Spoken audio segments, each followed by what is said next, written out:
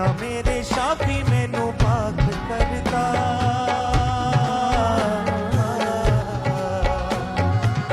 ना मेरे शाफी मैनू पाक करता भट्टी विच सोना जी रबिया होया हथ दी अंगूठी वाली मोर दी तरह मैनू मेरे नासरी ने रखिया होया हथ दी अंगूठी वाली मोर दी तरह मेरे नासरी। अपने हाथों को उठाओ गैर भाषाओं में ऊंची आवाज में।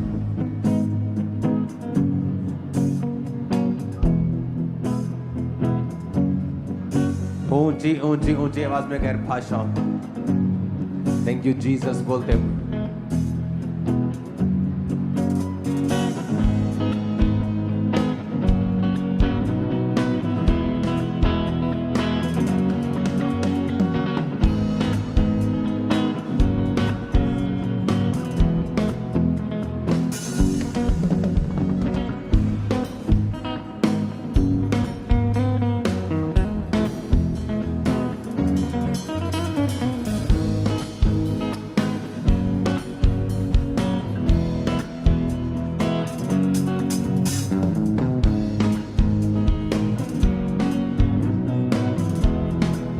अपने हाथों को उठा के कहो जो गवाहियां आज मैं सुनूं और जो वचन आज मैं सुनूं मेरी जिंदगी सेम न रहे।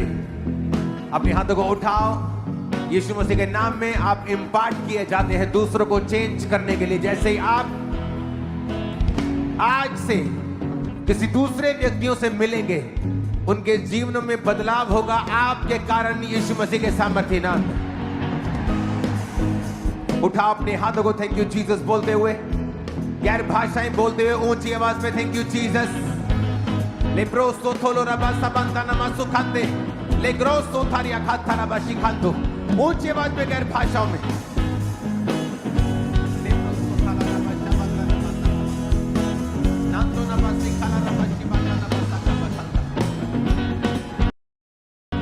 कहो जो गवाहियां आज मैं सुनूं मेरी जिंदगी में फलों को लेके आए। जो वचन आज मैं सुनूं मेरी जिंदगी में फलों को लेके आए। प्रभु यीशु मसीह के सामर्थ्य नाम में हम मांगते हैं, आमीन हो जाए आशीष हमारी।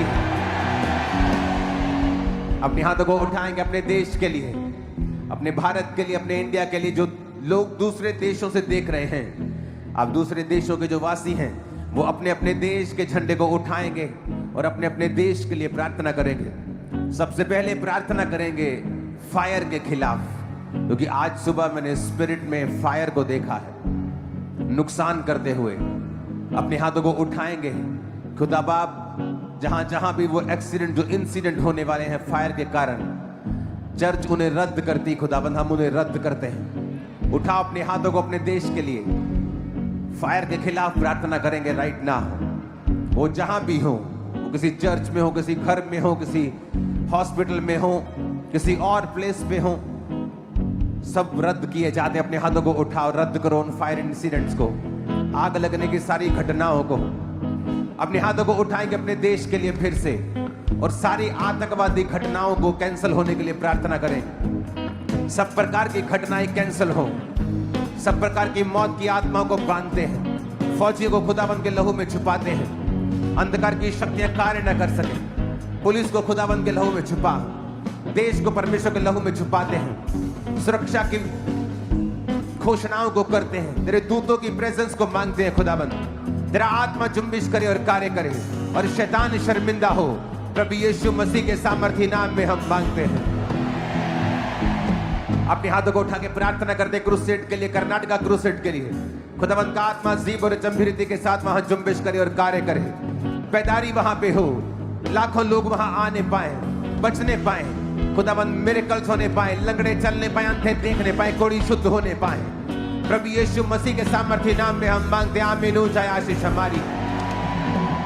प्रार्थना करते चर्च में आने वाली मीटिंग्स के लिए, मई की मीटिंग्स के लिए बहुत से लोग आने पाए और बचाए जाने पाए, खुदाबंद बपतिस्मा लेने पाए, बचने पाए, नशों से आजाद होने पाए, बीमारियों से आजाद होने पाए, उनके परिवार टूटने से बचाए जाए खुदाबंद। जो लोग चर्च को अटेंड करें, वचन को अटेंड करें, तेरे नाम को जानने पाए, वो लोग आजाद हो, डिलीवर हो, हर प्रकार के शराब से वो आजाद हो जाएं। प्रभु यीशु मसीह के सामर्थ्य नाम में हम मांगते हैं, आमीन। चाहे आशीष हमारी है। चर्च अपने हाथों को उठाकर प्रार्थना करते हैं। खुदाबंद, आज जो टेस्टिमनी, जो वचन मैं सुनूंगा, मेरी जिंदगी में वो फलों को लेके आएंगे। अपने घुटनों के बाहर आके अपने हाथों को उठाओ।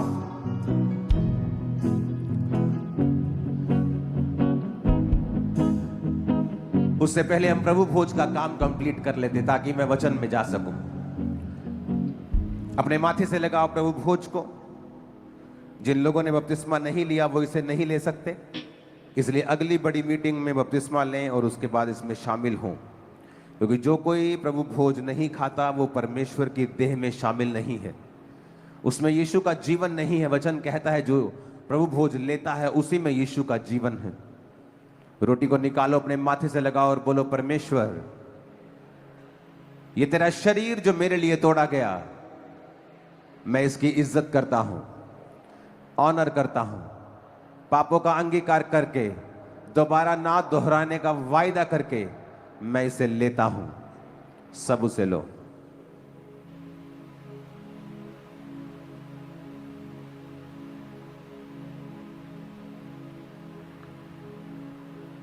अपने हाथों को उठाओ। एक हाथ जिसमें प्रभु भोज अपने माथे से लगाओ, उस लहू की जय जयकार करने के लिए अपनी स्पिरिट में, और कहो, परमेश्वर तेरा लहू, आज सुबह तक ये जूस था लेकिन अब ये जूस नहीं, तेरा लहू है जो मेरे लिए और इस जगत के पापों के लिए बहाया गया। मैं इस लहू को लेता हूं, लेती हूं। सब उसे लो।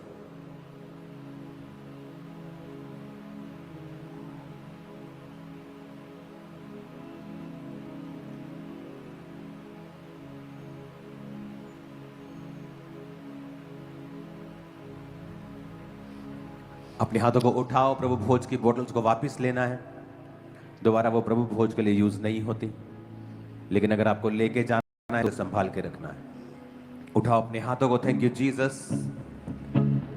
आज का वचन मेरे लिए हो, आज की गवाहियां मेरे लिए हो।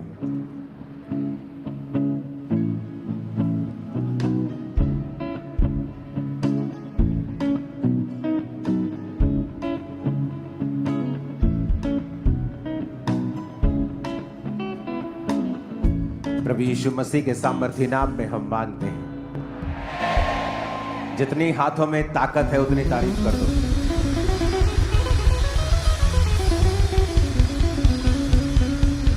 आज आई थिंक जब आप सुबह 6 बजे चर्च आने की तैयारी कर रहे होंगे, मैं 6 बजे अपनी प्रार्थना को खत्म करके सोने जा रहा था, तो जो वचन परमेश्वर ने आज सुबह कह लो या कल रात कह लो, जो मुझे दिया, वो इतना इंपॉर्टेंट है आपके लिए, और वो आपके विश्वास को बढ़ाएगा और आपके नजरिए को बढ़ा कर देगा। क्योंकि सुबह आज मुझे मालूम था कि जो वचन परमेश्वर मुझे दे रहा है, वह परमेश्वर मुझे दिखा रहा है एक दूसरा अध्याय भी, जिस पर बात बहुत कम होती है, लेकिन वो बनाया वो भी चीज परमेश्वर ने ही है, और हमें उस चीज को भी समझने की जरूरत है ताकि हमें यह मालूम हो कि परमेश्वर कितना बड़ा है।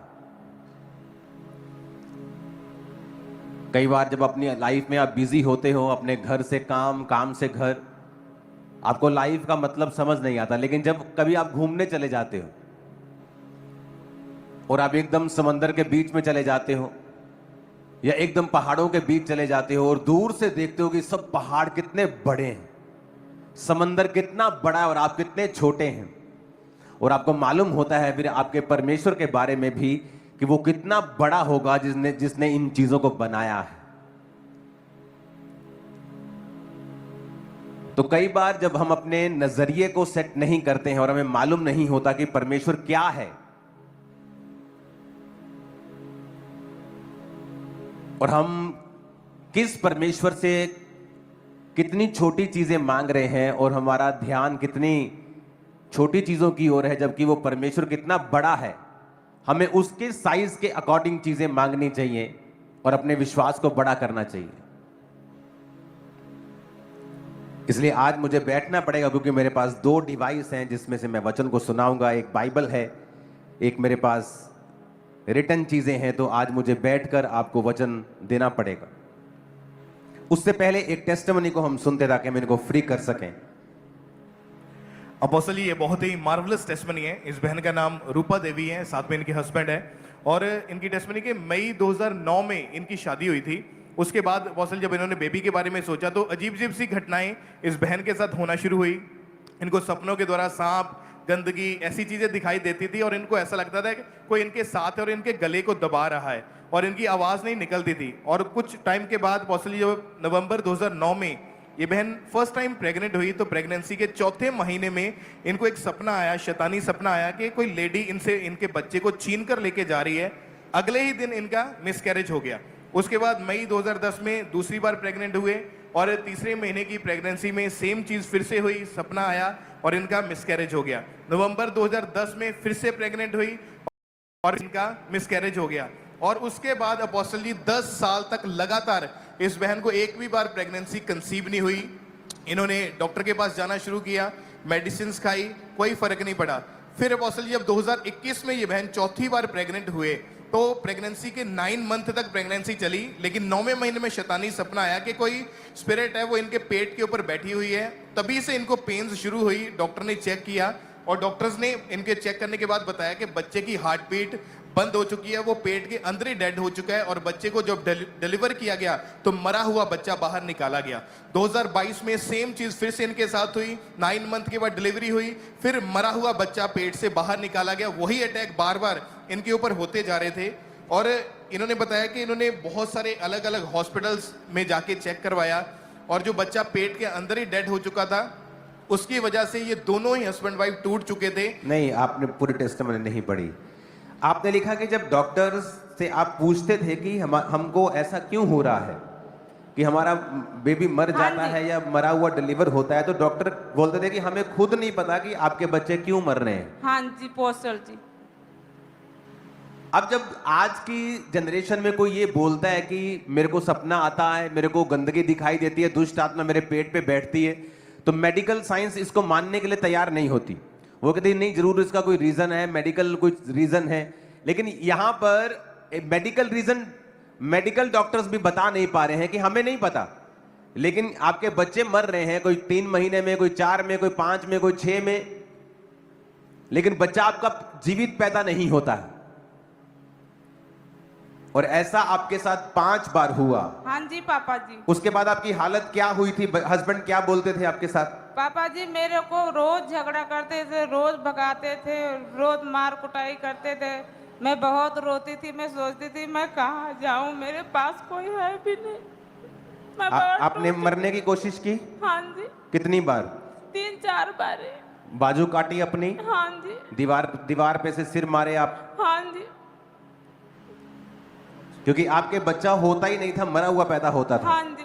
और आपको जो नजर आता था वो दुष्ट आत्मा जो नजर हाँ उसके जी। बारे में आपने किसी से बात नहीं की या इलाज नहीं करवाया? उस कहीं गए नहीं? और आप नहीं गए थे हॉस्पिटल, सब जगह आप गए थे, हाँ जी। लेकिन कहीं से आराम नहीं कहीं से आया। आराम नहीं हुआ। और डॉक्टर्स भी आपको दवाइयां दे दे के टेस्ट कर करके थक गए थे। थक गए। हाँ और उन्हें मालूम नहीं था क्यों आपके साथ ऐसा हो रहा है। हाँ जी पापा जी। और घर में भी लड़ाई झगड़ा रहता था? रोज होता था पापा। और हस्बैंड आपके क्या लेट आते थे, क्या होता था? वो शराब पी के आते थे तो मेरे को बहुत मारते, कहते तू तुम्हारे बच्चा नहीं हो रहा, तुम बहुत बाज हो, तो मेरे घर से भाग जाओ।